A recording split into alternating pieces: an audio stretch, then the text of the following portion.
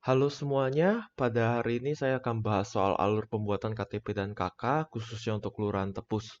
Nah, saya menggunakan teknik analisis flowchart. Tapi sebelum itu saya akan perkenalkan diri saya terlebih dahulu. Nama saya Otniel Titus Husin, saya merupakan mahasiswa semester 6 Universitas Atmajaya Yogyakarta, Fakultas Teknologi Industri, Program Studi Sistem Informasi, dan sekarang saya sedang melaksanakan kegiatan KKN pada KKN periode 81 di kelompok 70. Kita langsung aja ke topiknya. Jadi, saya menggunakan teknik analisis flowchart. Sebenarnya flowchart itu apa sih? Flowchart adalah sebuah bagan yang menunjukkan alur proses pekerjaan dalam suatu program atau prosedur sistem secara struktural yang dijelaskan melalui logika sistem informasi.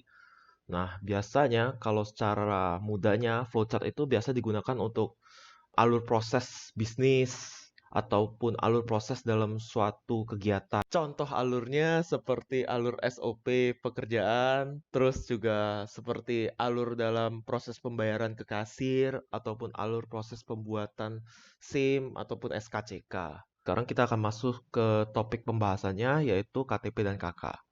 Kita mulai dari KTP dulu.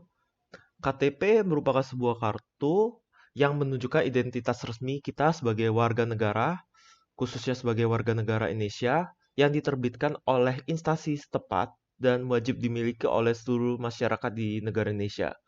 Nah, jadi KTP itu sebenarnya memiliki beberapa fungsi. Seperti dalam pembuatan SIM itu kan butuhkan KTP, terus juga pembuatan surat tanah, terus juga SKCK, terus juga prosedur-prosedur lain yang membutuhkan kartu tanda penduduk ini. Dan di peraturan presiden pun itu juga seluruh rakyat Indonesia tuh wajib memiliki kartu tanda penduduk.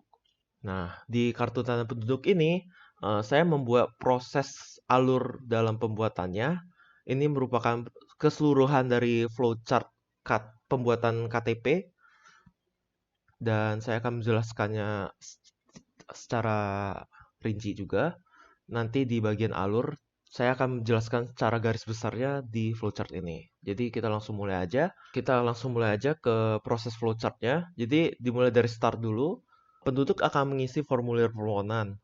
Lalu akan membawa fotokopi KK dan juga akan menyerahkan berkas. Nah, berkasnya itu yang diserahkan apa aja sih? Nah, yang tadi formulir permohonan sama fotokopi KK. Itu ke pelayanan kelurahan. Jadi di kelurahan nanti dia akan menerima berkas, terus juga akan memverifikasi berkasnya. Nah, kalau di sini saya menambahkan elemen seperti decision. Apakah sudah sesuai berkasnya, kayak misalnya fotokopi kakaknya sudah sesuai atau belum. Nah, itu akan masuk ke sini. Jadi kalau misalnya belum, akan mendapat pemberitahuan ke penduduknya. Kalau misalnya mungkin formulir permohonannya masih kurang ataupun kakaknya belum lengkap atau apa. Kalau sudah sesuai akan ke proses selanjutnya. Lalu akan dicatat ke laporan pembuatan dan berakhir ke operator kecamatan. Lalu operator kecamatan juga akan menerima berkas dan membaca data penduduk tersebut. Dalam sambungannya juga, sebenarnya setelah mendapat pemberitahuan dari petugas, apakah pemberitahuan petugas itu sudah sesuai atau belum? Misalnya kalau belum, bakal mengulang kembali prosesnya. Jika sudah, dia akan langsung ke kantor kecamatan untuk memulai proses perekaman. Nah, jadi di proses ini bakal direkam apa aja seperti pas foto, tanda tangan, sidik jari, dan iris mata. Nah, setelah itu dari kecamatan akan verifikasi apakah data tersebut sudah sesuai dan juga akan verifikasi data seperti telunjuk tangan dan kiri dari penduduk. Nah, kalau misalnya sudah sesuai, dia penduduk akan diminta untuk penandatanganan pernyataan kebenaran data. Lalu setelah menandatangani akan di-backup datanya ke database. Database-nya apa? Database-nya database KTP. Nah, setelah ke database KTP, kecamatan akan menyerahkan berkas pendukung untuk pembuatan KTP-nya ke kelurahan. Nah, di kelurahan bakal diarsipin serta pemberian bukti rekaman dan KTP-nya. Sehingga nanti dari kelurahan akan menyampaikan ke penduduk dan penduduk bisa mengambilnya ke kelurahan untuk KTP-nya gitu. Dan mungkin akan dijelaskan lebih rinci lagi di alur prosesnya. Dan sekarang kita ke kartu keluarga. Kartu keluarga itu apa? Kartu keluarga adalah sebuah kartu yang berisi identitas keluarga serta keterangan-keterangannya, seperti susunan, hubungan, serta jumlah anggota keluarga. Nah, biasanya kartu keluarga ini berfungsi pada saat kayak misalnya memverifikasi sebuah data, terus juga jika penduduk itu belum punya KTP, wajib menunjukkan kartu keluarga sebagai identitas dirinya. Ataupun bisa juga untuk mengklaim seperti asuransi ataupun yang sekarang lagi marak yaitu BPJS Kesehatan ataupun BPJS Ketenagakerjaan seperti itu. Terus kita next aja. Dan di sini saya juga sudah bikin flowchart dari kartu keluarga. Ini secara keseluruhannya dan saya akan bagi juga seperti itu. Jadi saya langsung jelasin aja. Di kartu keluarga ini kita mulai dari start juga. Jadi hampir sama seperti KTP, tapi berkas yang dibutuhkan lebih banyak, seperti akte kelahiran, terus juga buku nikah kalau ada, terus juga surat keterangan pindah dari suatu tempat, terus juga formulir biodata penduduk. Nah, formulir ini juga harus ditandatangani oleh kepala desa setempat. Nah, terus penduduk akan menyerahkan berkas ke petugas layanan kecamatan. Nah, di kecamatan, dia akan menerima berkas, terus memverifikasi. Terus juga ada decision lagi, apakah sudah sesuai belum. Kalau sudah sesuai, bakal dicatat di laporan pembuatan. Terus akan diserahkan ke operator dinas. Nah, kalau belum sesuai, dia bakal memberitahukannya ke penduduk. Nah, dari penduduk nanti bakal ada lagi decisionnya. Apakah penduduk itu sudah sesuai belum berkas-berkasnya? Kalau belum, bisa balik lagi untuk mengumpulkan berkas-berkas yang dibutuhkan gitu. Terus nanti kalau sudah sesuai, nah dari operator kecamatan bakal ke operator dinas. Nah, di dinas ini bakal menerima, terus juga akan merekam hasil datanya. Hasil data penduduk itu bakal direkam ke database data penduduk. Nah, terus dari dinas juga akan mencetak KK serta penandatanganan dan stempel KK-nya dan akan menghasilkan dokumen berupa KK. Lalu dari dokumen itu akan dilaporkan berkasnya ke database KK. Nah, akan dimasukkan datanya ke database. Terus menyerahkan berkas dan KK ke kecamatan. Lalu dari kecamatan akan menerima berkas dan KK-nya, lalu menginformasikan kepada penduduk apakah sudah selesai atau belum. Dan kalau sudah selesai, penduduk bakal menerima informasi serta menerima dokumen KK tersebut. Nah, alur prosesnya akan dijelaskan lebih rinci lagi di next. Gitu. Sekarang kita masuk ke alur prosesnya. Yang pertama yaitu alur proses pembuatan KK. Jadi berkas apa aja sih yang dibutuhkan? Yang pertama itu formulir biodata penduduk yang ditandatangani kepala desa. Dan yang kedua ada akta kelahiran setiap penduduk. Yang ketiga buku nikah atau cerai jika ada. Dan yang keempat surat keterangan pindah dari tempat sebelumnya. Lalu penduduk akan pergi ke kantor kecamatan untuk menyerahkan berkas tersebut. Jadi berkas-berkas tersebut akan diserahkan ke kantor kecamatan. Lalu dari kantor kecamatan akan memverifikasi berkas tersebut dan apakah sudah sesuai atau belum.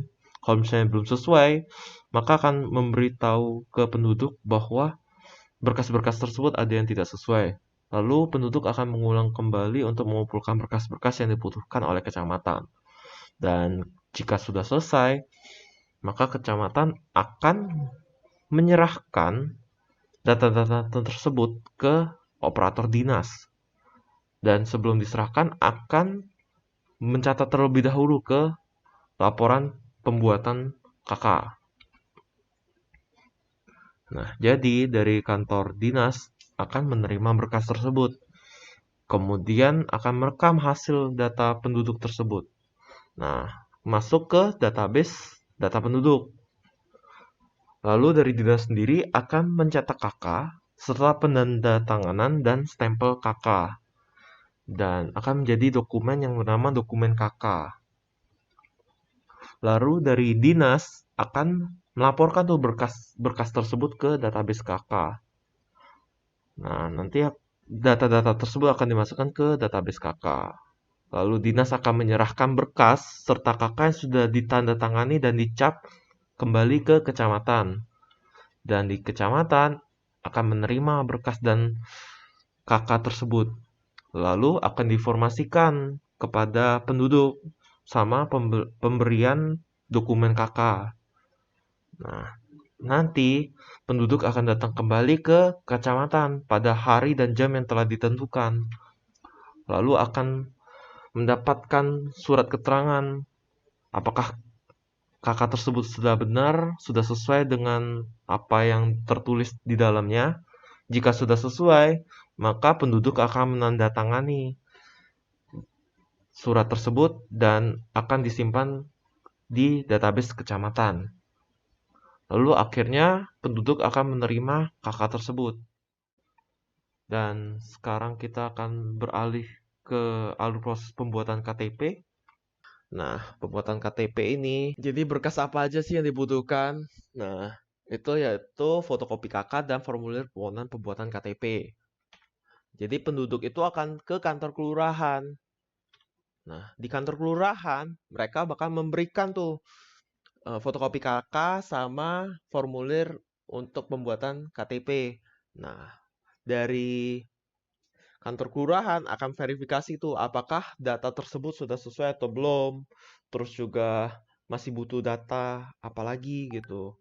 Nah, kalau misalnya sudah selesai dan sudah pasti akan dilanjutkan ke proses upload. Kalau belum atau tidak sesuai, maka akan mengulang kembali. Jadi bakal menginformasikan kembali kepada penduduk mungkin untuk KK-nya tidak sesuai atau misalnya surat permohonannya salah penulisan. Nah, itu akan diinformasikan kembali ke penduduk.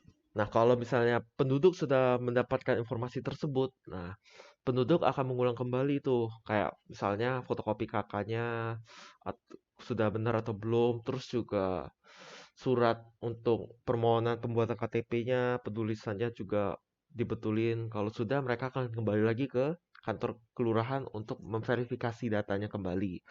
Nah, kalau sudah selesai, verifikasinya sudah lancar, maka petugas kelurahan akan memproses tuh data-datanya, akan juga menulis di pelaporan pembuatan KTP-nya. Lalu akan mengupload data tersebut ke kecamatan. Jadi di kecamatan akan diproses lagi untuk proses verifikasi-verifikasi lain yang dibutuhkan oleh kecamatan. Itu. Jadi penduduk akan diinformasikan tuh, oh saya harus ke kantor kecamatan tanggal segini jam segini. Nah, nanti penduduk akan ke kantor kecamatan untuk proses verifikasi. Di kantor kecamatan akan dimintai untuk scan iris mata, terus juga scan sidik jari, sama scan untuk misalnya tanda tangan gitu. Nah, dari situ setelah men-scan akan dimasukkan ke database. Database-nya apa? Database KTP. Nah, dari hasil scan itu apakah sudah sesuai atau butuh diulang kembali? Jika butuh diulang, maka dia akan minta penduduk untuk mengulang kembali proses scan tersebut. Kalau misalnya sudah sesuai, bakal dimasukkan ke database kembali.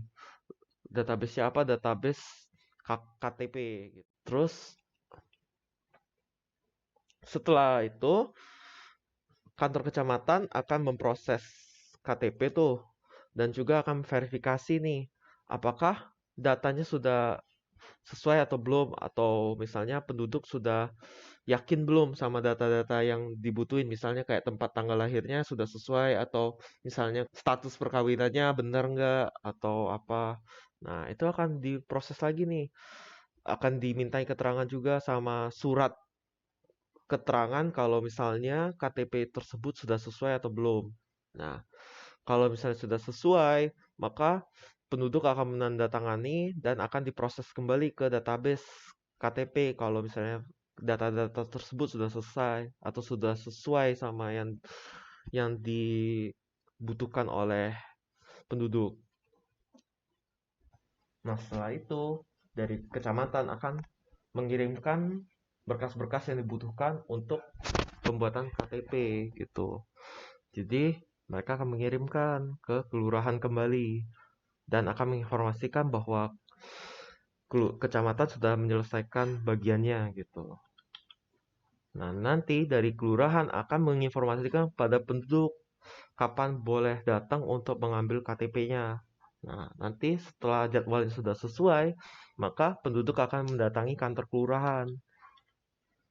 Nah, mereka akan menandatangani juga surat kebenaran untuk kelurahan. Setelah menandatangani, akan diterbitkanlah KTP-nya. Nah, KTP itu akan dicek kembali itu oleh penduduk apakah sudah benar, datanya sudah sesuai yang dituliskan apakah sudah betul gitu. Kalau sudah sesuai, maka selesai alur prosesnya.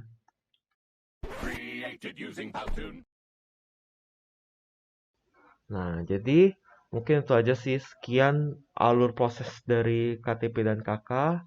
Semoga bisa membantu juga untuk pembuatan KTP dan KK, khususnya di Kelurahan Tepus. Dan juga saya terima kasih juga kepada Canva dan FreePic karena sudah membantu saya dalam proses desain pada video kali ini. Sekian dari saya, terima kasih.